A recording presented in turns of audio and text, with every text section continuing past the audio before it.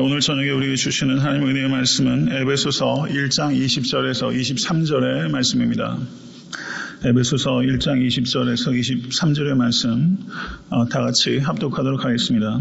그 능력이 그리스도 안에서 역사하사 죽은 자들 가운데서 다시 살리시고 하늘에서 자기의 오른편에 앉히사 모든 정세와 권세와 능력과 주관하는 자와 이 세상뿐 아니라 오는 세상에 일컫는 모든 이름 위에 뛰어나게 하시고 또 만물을 그 발 아래 복종하게 하시고 그를 만물 위에 교회의 머리로 주셨느니라.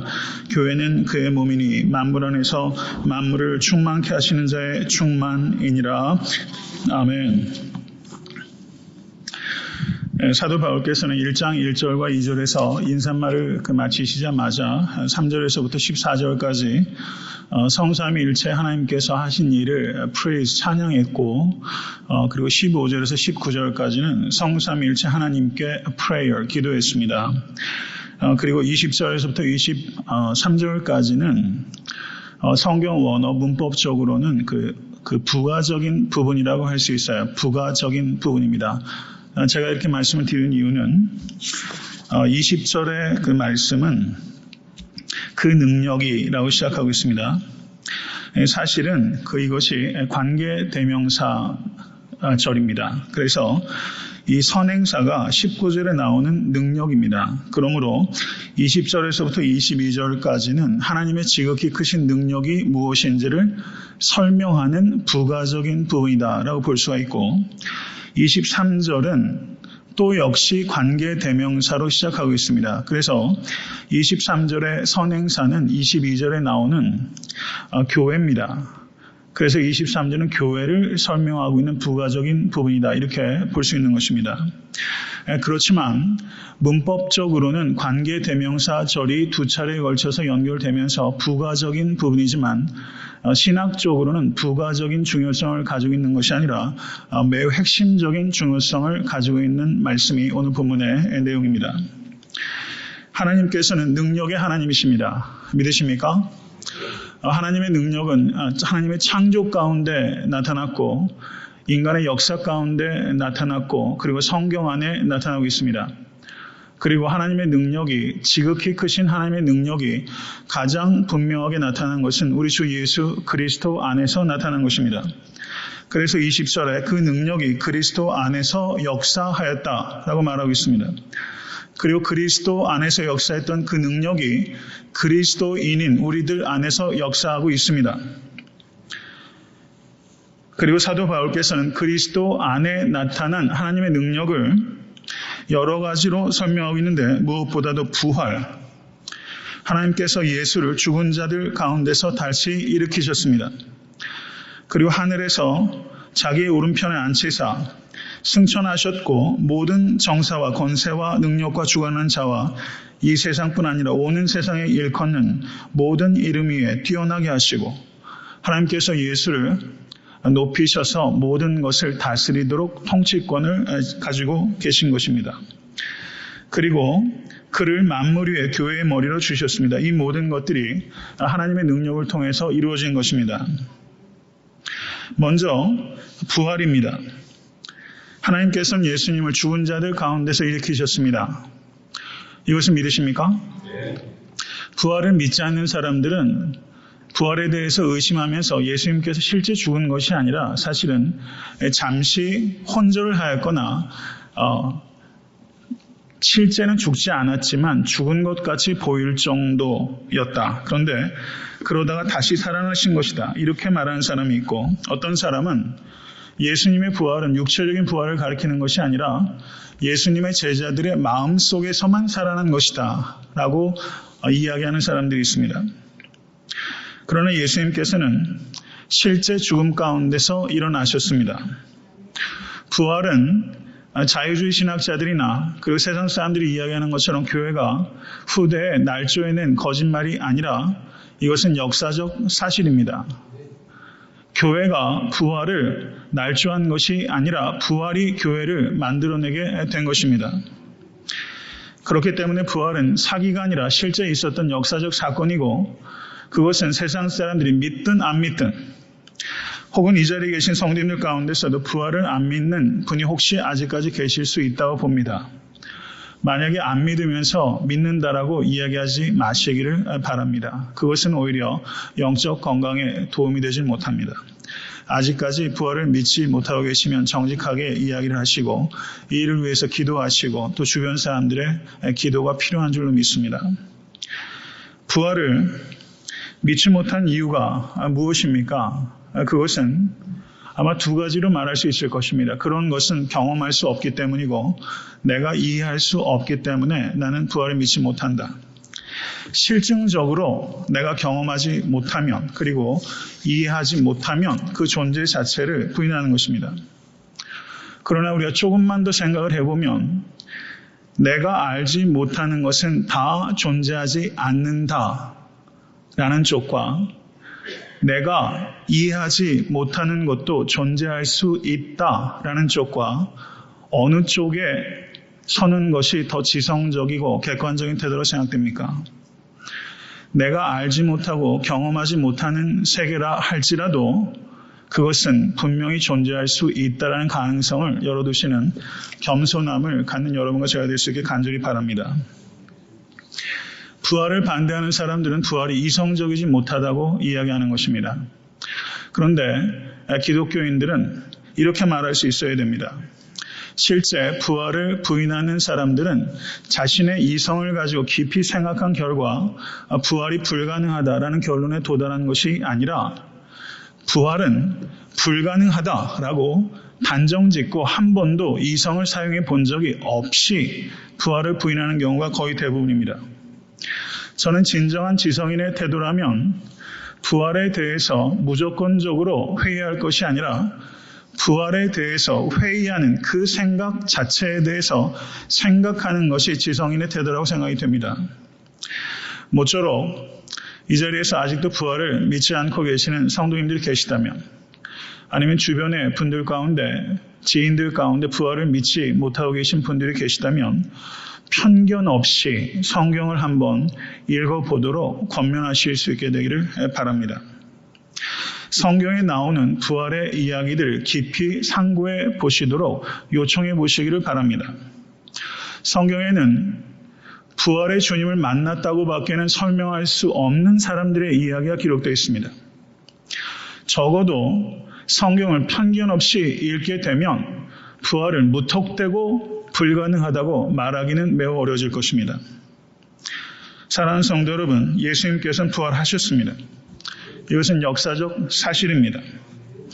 부활을 진심으로 믿는 성도에게는 이 부활의 신앙은 죽음조차도 끝이 아니라는 것을 의미하는 것입니다. 내가 부활의 신앙을 가지고 있다면 그것은 내가 당하는 고난에 대해서 새로운 이해의 폭을 갖기 시작했다는 것을 의미하는 것입니다. 죽음조차 끝이 아니기 때문에 삶에 닥치는 어떠한 고난도 그것은 끝이 아닙니다. 그것은 끝도 없이 들어가는 동굴이 아니라 언젠가는 끝나게 될 터널입니다. 부활의 신앙을 믿는 성도에게는 아무것도 끝이 아닙니다. 하나님께서 시작이요 끝입니다. 이것을 믿으신 여러분과 제가 될 수 있게 간절히 바랍니다. 그렇기 때문에 하나님께서 예수를 죽은 자 가운데서 일으키셨다는 이 역사적 사실을 믿는 성도는 자신의 삶을 예수님께서 부활하셨다는 이 진리의 증거로 만들어가는 삶을 삽니다. 하나님께서는 부활을 과학적인 논증을 통해서 증명하시려고 하신 적이 없습니다. 그것은 성도들이 부활의 주님을 만났다고 밖에는 설명할 수 없는 삶의 변화로 예수님의 부활을 입증하십니다. 그렇기 때문에 이 자리에 계신 여러분과 저 그리고 이 땅에 있는 모든 그리스도인들이 부활의 증거가 되는 것입니다. 모쪼록 여러분과 저의 변화된 삶이 예수님께서 죽음 가운데서 일으켜지셨다는 것에 대한 확고한 증거가 될 수 있게 되기를 주님을 간절히 축원합니다. 예수님께서는 부활하셨을 뿐만 아니라 하늘로 승천하셔서 하늘 보좌 우편에 앉아 계십니다. 하나님께서는 예수님을 모든 정사와 권세와 능력과 주관하는 자와 이 세상뿐만 아니라 오는 세상에 일컫는 모든 이름 위에 뛰어나게 하시고 만물을 그 발 아래 복종시키십니다. 저는 오늘 이 시간 예수님의 승천에 대해서 한번 생각해 보려고 해요. 부활의 주님께서는 그 40일 동안 부활의 몸을 몇몇 사람들에게 보이시고 하늘로 승천해 버리셨어요. 예수님께서 왜 이 땅에 머물지 아니하시고 하늘에 승천하는 방식을 택하셨을까요? 만약에 부활의 주님께서 하늘로 올라가 버리지 아니하시고 이 땅에 계셨다면 우리가 부활에 대한 메시지를 증거하는 것은 훨씬 수월했을 거예요. 부활을 증거하면서 부활의 주님을 가리킬 수 있다면 얼마나 수월하겠어요. 그런데 예수님께서는 부활하시고 하늘로 승천해 버리셨어요. 왜 그와 같은 방식으로 택하셨을까? 그러면 부활의 주님은 승천하시고 이 땅에 무엇을 남겨놓으신 것일까? 예수님께서는 책 한 권 쓰신 적이 없어요. 복음서는 다 제자들이 쓴 것입니다. 서신서도 예수님께서 직접 쓰신 것 아니에요.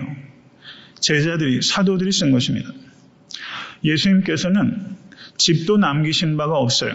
인자는 머리 둘 곳이 없다고 했어요.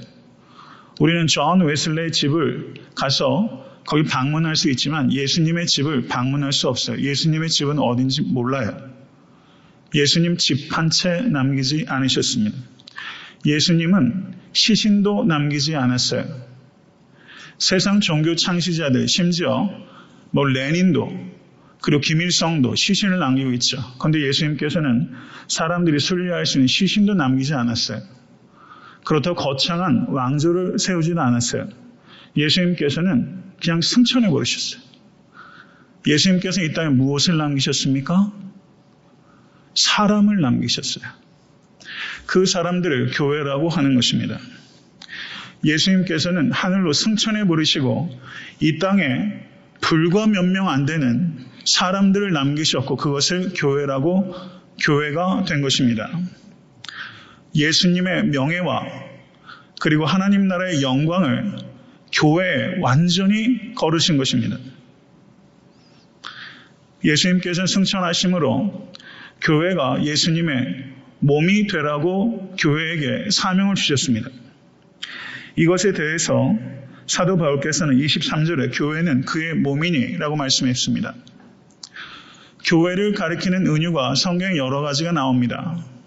그런데 그 중에서도 가장 교회를 적절하게 나타내는 은유는 단연코 교회는 그리스도의 몸이라는 은유라고 할 수 있을 것입니다. 그렇기 때문에 교회는 그리스도의 몸으로서 그리스도의 손으로, 그리스도의 발로, 그리스도의 눈으로, 그리스도의 귀로, 그리스도의 손으로 그리스도께서 하신 일들을 연장해서 하라고 명령을 받은 그리스도의 성육신입니다. 이것을 신학자들은 교회를 성육신의 연장이라고 표현했습니다. 이것을 우린 깊이 생각해야 됩니다. 예수님께서는 승천하셨고 예수님의 임재와 예수님의 능력에 현존하는 증거로서 교회를 이 땅에 남겨두신 것입니다. 이것이 교회입니다. 아멘. 그런데 어때요? 교회가 예수님께서 예수님의 명예를 교회에다 완전히 올인을 하셨는데 여러분 교회가 예수님의 명예를 높이고 있습니까? 그 일을 잘 감당하고 있습니까? 어떻게 보세요?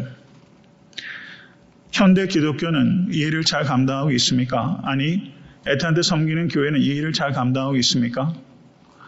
우리는 교회에 대한 일반적인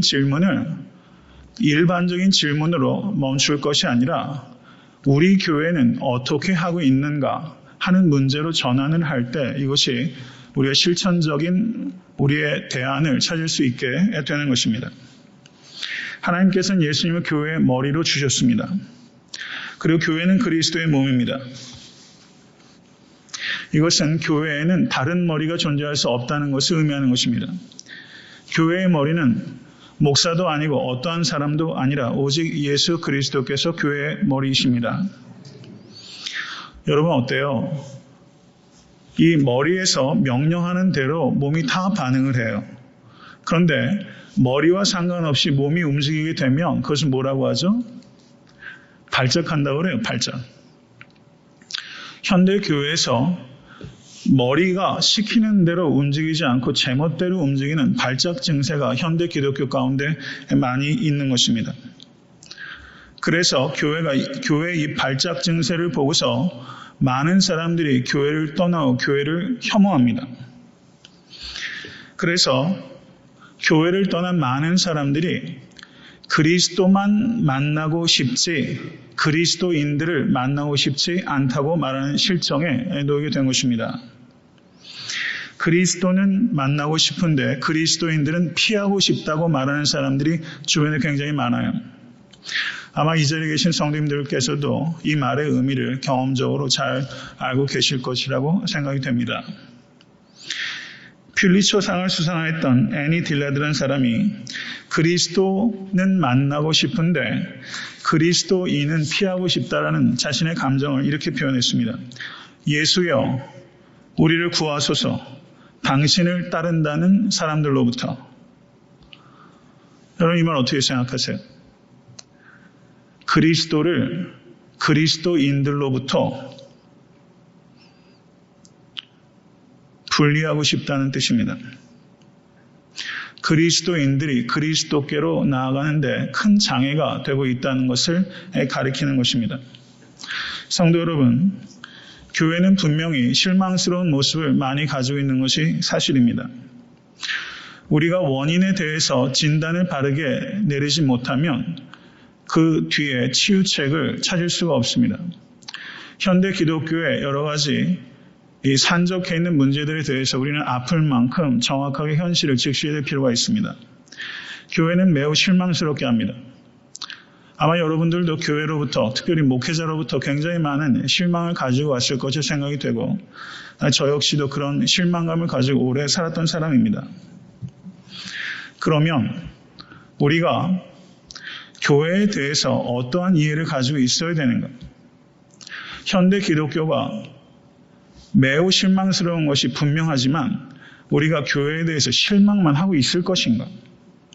우리는 교회를 어떻게 바라봐야 할 것인가? 우리는 애타한테 섬기는 교회, 여러분 어떠세요? 저희 교회 성도님들 가운데 1년 새 오신 분이 한 반은 넘으세요. 오시고 나니까 여기는 완전히 다른 교회입니까? 이전에 섬겼던 교회와 전적으로 달라요? 어떤 부분은 아마 더 나쁘고 더 안 좋은 부분도 있을 것이라 저는 생각이 돼요.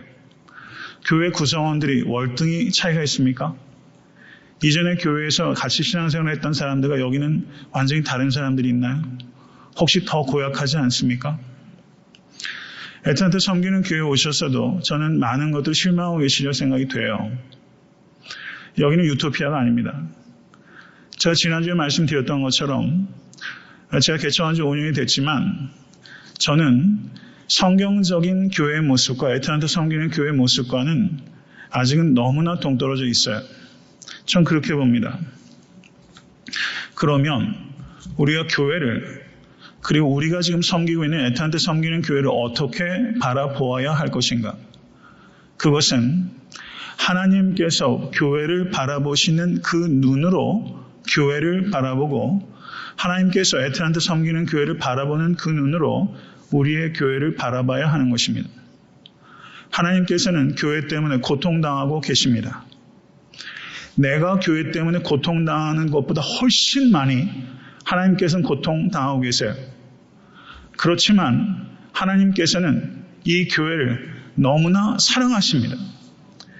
이것이 하나님께서 교회를 바라보시는 관점이에요. 하나님께서는 교회 때문에 너무 고통당하시면서 이 교회를 너무 사랑하세요. 저는 애타한테 섬기는 교회를 우리가 섬기면서 이 교회를 바라볼 때 고통과 사랑 이 두 가지를 우리들이 오가고 있다고 저는 생각이 듭니다. 성경적인 기준에 완전히 부합한 교회는 역사상 단 하나도 없었습니다. 우리가 초대교회로 돌아가자라는 모토를 많이 이야기를 하고 사도행전적인 교회를 꿈꾸며 그 교회로 되돌아가자라는 말하지만 그 교회 역시 완전한 교회는 아니었습니다. 하나님께서 원하시는 교회 이상과 완전하게 그 표적에 가서 맞아떨어지는 교회는 역사상 단 하나도 없었습니다. 교회가 불완전하다는 이유 때문에 교회를 떠날 수 없다는 것을 말씀을 드리는 것입니다. 만약에 교회가 불완전한 이유 때문에 만약에 떨어져 나간다면 그것은 마치 이 불길이 연약하다 할지라도 석탄길이 모여 있을 때 나 혼자 떨어져 나가면 이 하나가 불길이 굉장히 센 것 같지만 혼자 떨어져 나가면 이내 싸늘하게 식어버리게 되는 것처럼 이 교회가 우리에게 분명히 실망을 주는 대단한 고통을 우리에게 가져가는 것이지만 하나님께서는 우리가 떨어져 나간 석탄과 같이 신앙생활하는 거 원치 않습니다. 신앙생활은 개인적인 종교생활이 아니라 공동체적인 생활 방식입니다. 이것을 기억하실 수 있는 여러분과 제가 될 수 있길 간절히 바랍니다. 필립 얀 씨가 쓴 책 중에 나의 고민, 나의 사랑이라는 교회론에 대한 짧은 책이 있어요. 필립 얀 씨의 책을 좋아하시는 분들이 많이 있을 것이라 생각이 되는데 저는 특별히 그분이 가지고 있는 문장력이 대단한 것 같아요. 그 문학적인 감수성이 굉장히 있으신 것 같아요. 그런 면에서 저에게 굉장히 많은 그 유익을 주어왔는데 나의 고민, 나의 사랑이라는 그 책의 1장에 보면은 거기에 그 인용문이 하나 있어요. 근데 이 이야기가 우리가 교회를 어떻게 바라봐야 될지 굉장한 인사이트를 우리에게 준다고 저는 생각이 듭니다. 제가 소개하겠습니다. J.R. Powers라는 소설가가 있는데 그 사람이 쓴 책 가운데 푸르게 돋아난 밀에 나오는 내용을 그 필립 얀 씨가 인용하고 있습니다. 경청하십시오. 빌, 이 큰 배는 낡아서 삐걱거리고 이리저리 흔들린다네. 그래서 구토가 날 때도 있지. 하지만 이 배는 결국엔 목적지까지 잘 간다네. 언제나 그랬고 앞으로도 영원히 그럴 걸세. 자네가 있든 없든 상관없이 말일세. 여기에서 이 빌은 이 교회 때문에 실망하고 있는 많은 현대 기독교인들, 바로 나의 고민을 나타낸다고 봅니다. 교회 안에서 신앙생활하다 보면 구토가 나요. 도대체 이게 뭔지 모르겠는데 구토가 날 만큼 흔들려요. 그런데 결국은 그 배가 목적지에 도달해요. 언제나 그랬어요. 저는 이 사람이 여기에 쓰고 있는 이 내용이 우리가 교회를 바라봐야 되는 우리의 현실적인 시각을 우리에게 정확하게 지적해주고 있다고 생각이 됩니다. 사랑하는 성도 여러분, 이 현실에 있는 이 가시적인 교회는 정말 구역질이 날 정도로 우리를 괴롭게 하는 것도 사실이에요. 그렇지만 그 배는 반드시 하나님의 목적을 이루고 이 배를 통해서 하나님의 뜻이 이루어집니다. 이것이 하나님께서 교회를 바라보시는 관점이에요. 교회란 말이 에베소서에 처음 등장하고 있는 것이 1장 22절입니다. 교회가 그리스말로 에클레시아입니다. 이것에 대해서는 모르시는 분들이 한 분도 없으실 거예요. 에크, out of, 칼레오, 부르다. 세상으로부터 부르심을 받은 사람들, 그것이 교회입니다. 교회는 사람이 어떤 특정한 목적을 이루기 위해서 만들어낸 단체가 아니라 하나님께서 하나님의 목적을 위해서 예수 그리스도 피 위에 하나님 자신이 세우신 공동체입니다. 믿으십니까? 이것을 정말 믿으신 여러분과 제가 될 수 있게 간절히 바랍니다. 그렇기 때문에 교회는 건물이 아니라 사람들, 성도들 자신입니다. 옆에 있는 성도님 한번 보시면서 이렇게 한번 얘기해 보시겠습니까? 참 아름다운 교회이십니다. 참 아름다운 교회이십니다. 쑥스러우세요? 이 말 맞아요? 틀려요? 교회라는 걸 못 믿는 거예요? 아름답다는 것을 못 믿는 겁니까? 어느 쪽을 못 믿는 거예요? 우린 참 아름다운 교회예요. 우리 한 사람 한 사람이. 마치 외형적인 건물이 벽돌 하나하나를 통해서 결국 완성이 되는 것처럼 우리 한 사람 한 사람이 교회, 우리 자체가 교회고 우리가 그 벽돌 하나하나에 서로가 얼마나 소중한지 몰라요. 벽돌 하나가 얼마나 소중한데요. 그리고 우리는 더 아름다운 교회가 되어가고 있는 중입니다. 이것을 믿으실 수 있는 여러분과 제가 될 수 있게 간절히 바랍니다.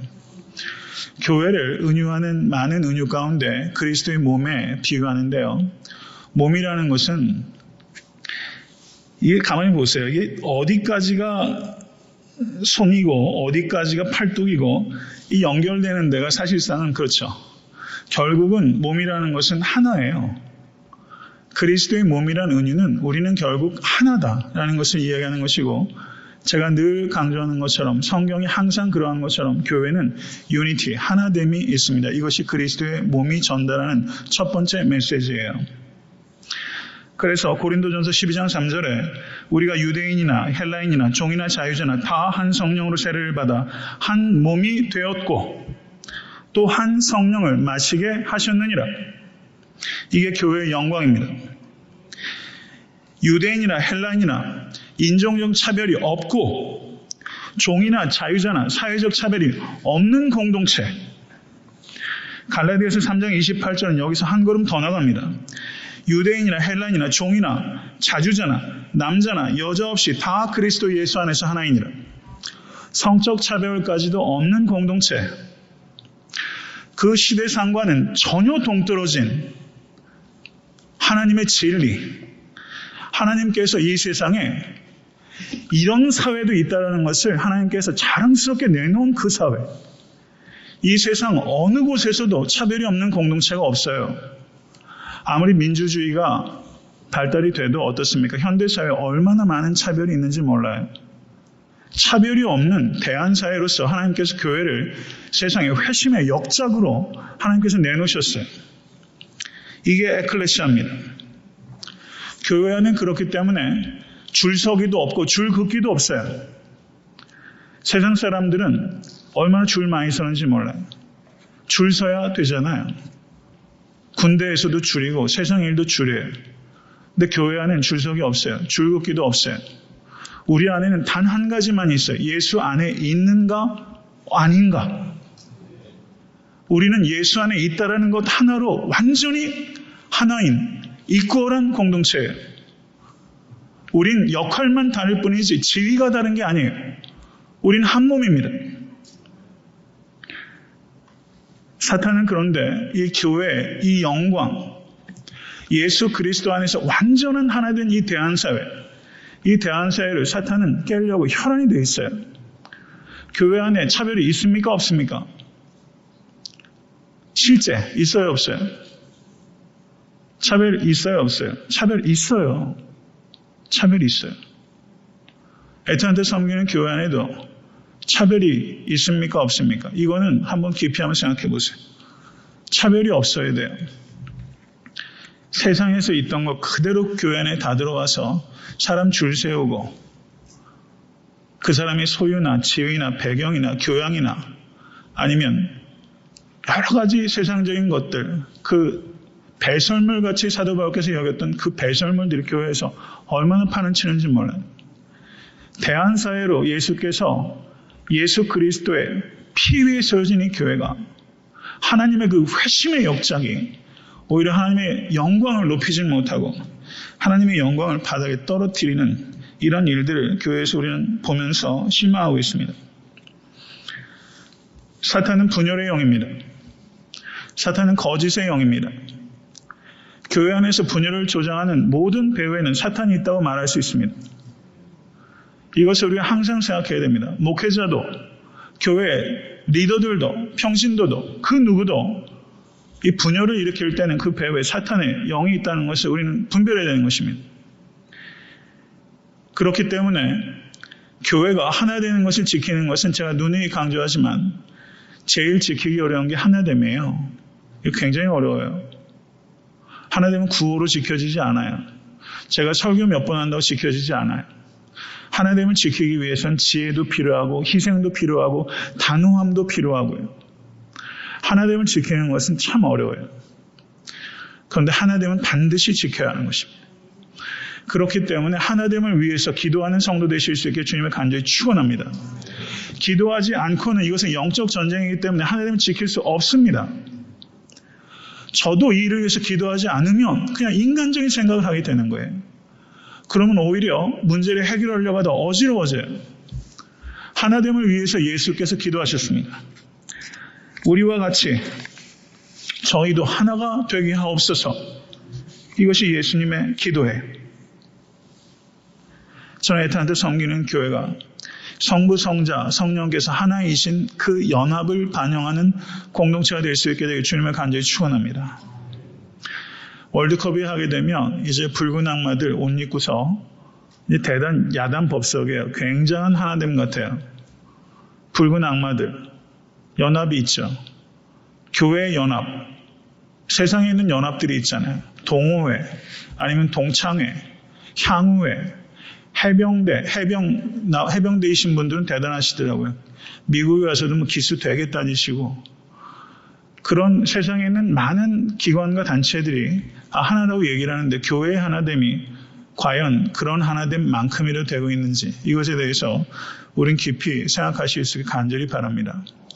애타한테 섬기는 교회가 진정으로 연합하는 공동체가 될 수 있도록 기도하시고 이 일을 위해서 헌신하실 수 있게 되길 주님을 간절히 축원합니다. 그 다음은 교회의 다양성입니다. 교회는 그리스도의 몸이기 때문에 다양성이 있는 것입니다. 눈도 있고 귀도 있고 손도 있고 발도 있습니다. 헨리 나우엔 잘 아시죠? 그분이 이런 말을 했어요. 공동체에는 가장 함께 있기 싫은 사람이 반드시 있습니다. 이렇게 말했어요. 공동체에는 가장 함께 있기 싫은 사람이 반드시 있어요. 좀 더 직설적으로 말하면 꼴도 보기 싫은 사람이 반드시 교회에 있어요. 그렇지 않습니까? 질문을 바꿔보겠습니다. 만약에 나하고 너무 달라서 그렇게 힘들다면 애타한테 섬기는 교회에 나랑 똑같은 사람만 있다면 신앙생활하는 게 편안하시겠어요? 나하고 이질적인 게 그렇게 고통스럽다면 나하고 동질적인 사람만 있으면 이 교회는 이상적일까요? 나하고 똑같은 사람만 있으면 그것은 천국이 아니라 지옥입니다. 그것은 눈만 있는 몸 혹은 귀만 있는 몸과 같은 것입니다. 교회에 나와 같은 성도들뿐만 아니라 나와 다른 성도들이 있다라는 것에 대해서, 차이가 있다라는 것에 대해서 여러분 어려운 측면이 분명히 있지만 그 차이를 인정하고 차이를 누릴 수 있는 그런 다양성이 인정이 되는 공동체가 될 수 있도록 마음을 넓히시는 여러분과 제가 될 수 있게 간절히 바랍니다. 존 웨슬레의 어머니가 그 자녀 교육으로 유명한 분입니다. 이분에게 19명의 자녀가 있었어요. 대단한 여인이 아닐 수 없습니다. 19명의 자녀가 있는데 사람들이 묻는 거예요. 19명 중에서 누가 제일 사랑스럽냐고 물어요. 그러면 이때 이 수잔나는 그렇게 대답하곤 했다는 겁니다. 어떤 자식이 제일 사랑스럽냐고요?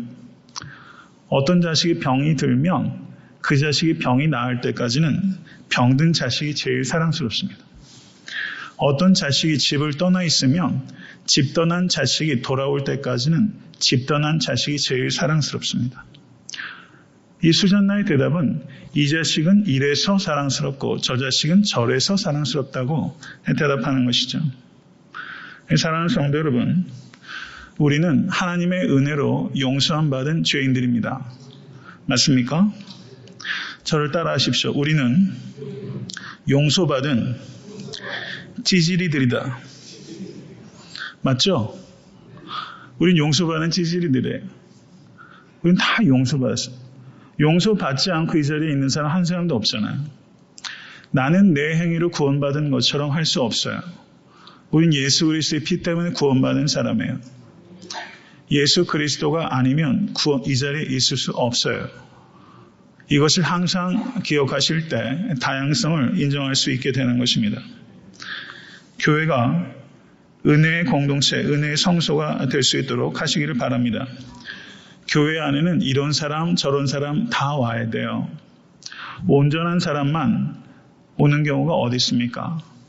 교회 안에 죄인들이 오는 공동체가 되어야 되죠. 그런데 죄인들이 오기 때문에 문제가 아니라 죄인들이 변화받지 못할 때 문제가 되는 거예요. 정말 중요한 것은 누구라도 찾아올 수 있는 공동체가 되어야 되되 여기에서 변화될 수 있어야 되는 거예요. 우리가 사활을 걸어야 되는 것은 그 부분이에요.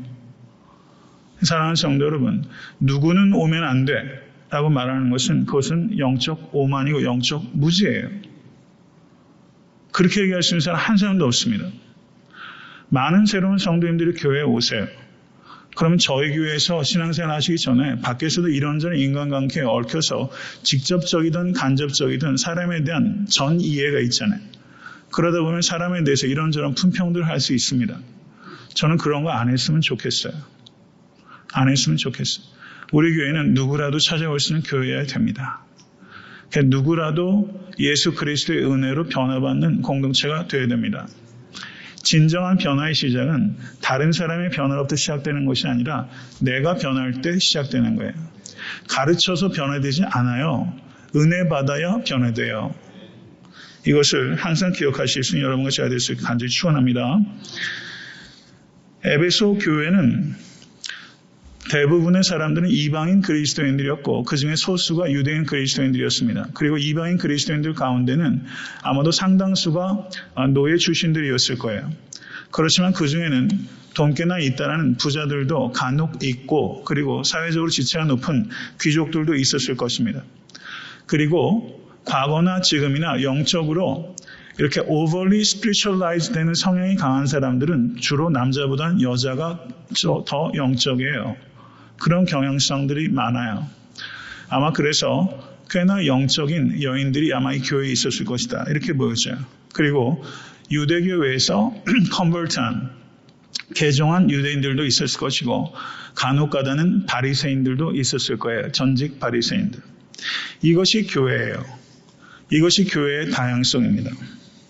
필립 얀시의 조금 전에 말씀드렸던 나의 고민, 나의 사랑이라는 책에 이런 이야기가 거기 적혀 있었어요. 자기가 어렸을 때 다녔던 교회를 회상하면서 필립 얀시가 이렇게 말합니다.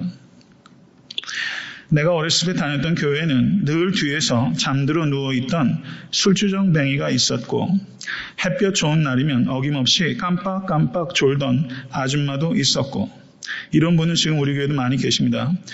값비싼 밍크털로 곱게 차려입은 얌전하고 교양 있는 부자 할머니도 있었고 밍크털 대신에 언제나 수북히 빠져나온 코털이 듬성듬성한 아저씨도 있었습니다. 이렇게 필립 얀시가 얘기하고 있어요. 재밌죠? 교회는 이런 사람 저런 사람 다 있는 거예요. 교회는요. 제가 뉴욕에서 청년을 가르치는데 그 중에서 재즈 하는 자매가 있었어요. 자기가 20대 때 교회를 머리를 파랗게 물들이고 왔대요. 사람들이 경악을 했죠. 그런데 저기 보니까 머리를 노랗게 물들이고 있던 녀석이 있더랍니다. 그 둘이 제가 청년 뵐 때 둘 다 30이 넘어서 제가 가르쳤던 아이인데요. 교회에는 파랗게 물들이고 있는 사람도 있고 노랗게 물들이고 있는 사람도 있고 청년들도 그때 한때라는 거 알아요. 교회는 매우 다양한 사람.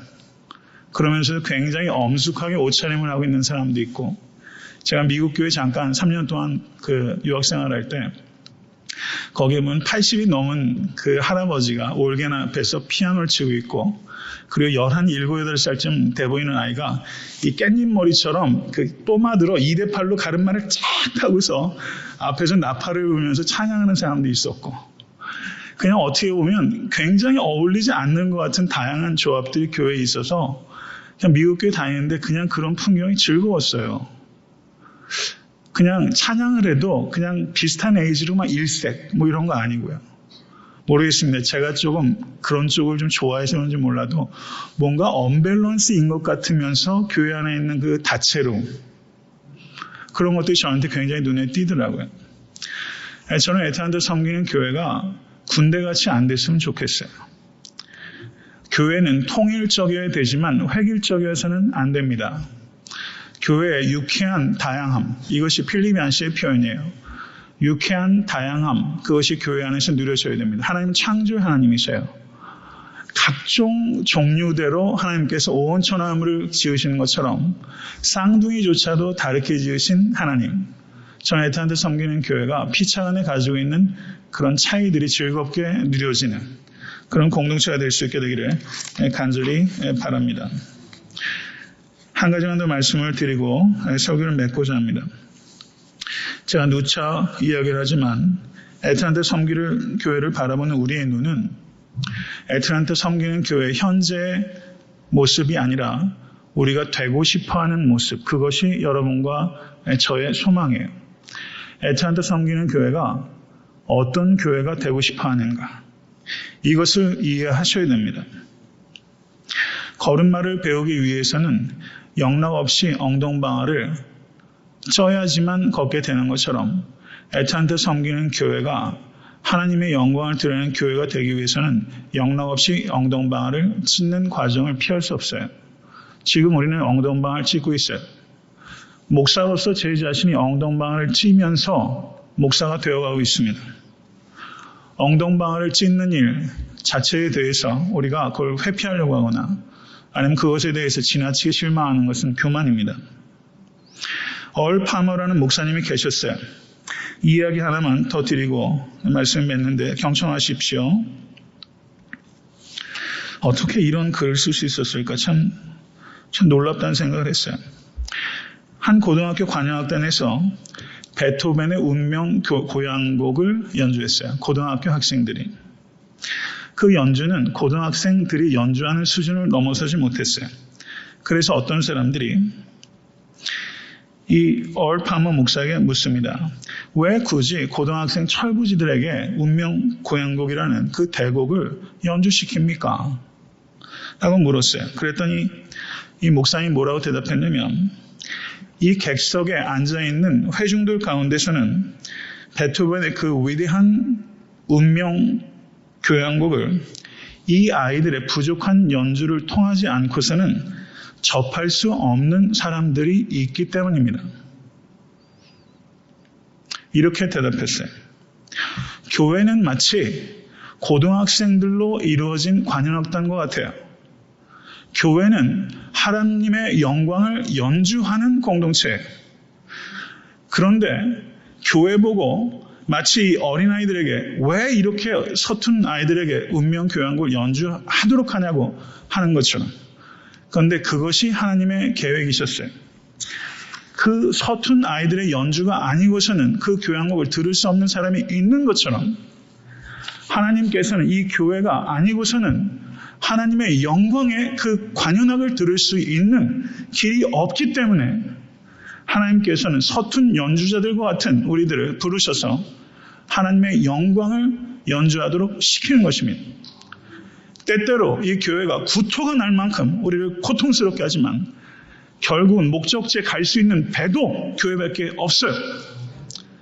이것에 대해서 우리는 책임감을 가지고 우린 가야 돼요. 구토가 나더라도 견뎌야 됩니다. 그리고 하나님께서 이 교회를 얼마나 사랑하시는지 우리가 깨닫고 여러분 쉽게 하소연할 수 없어요. 제가 말씀드리는 것은 이 애틀랜타 섬기는 교회 이걸 얘기하는 게 아니에요. 이 땅에 세우신 이 하나님의 교회. 저는 우리 애틀랜타 섬기는 교회 성도들이 이 애틀랜타 섬기는 교회란 이 개교의 틀에 묶여가지고 여러분 신앙생활 안 하실 수 있으면 좋겠어요. 이건 가시적인 교회예요. 이 비가시적인 교회, 이 우주적인 교회. 애틀랜타에 있는 수많은 교회가 속해 회원으로 그 교회 성도로 있는 우주적인 교회. 역사성이 있었던 모든 성도들이 속해 있는 그 교회. 여러분 그 교회에 속하실 수 있기를 간절히 바랍니다.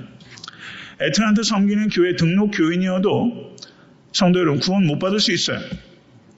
그러나 비가신적인 교회, 그 우주적인 교회, 그 교회의 성도는 다 구원받아요.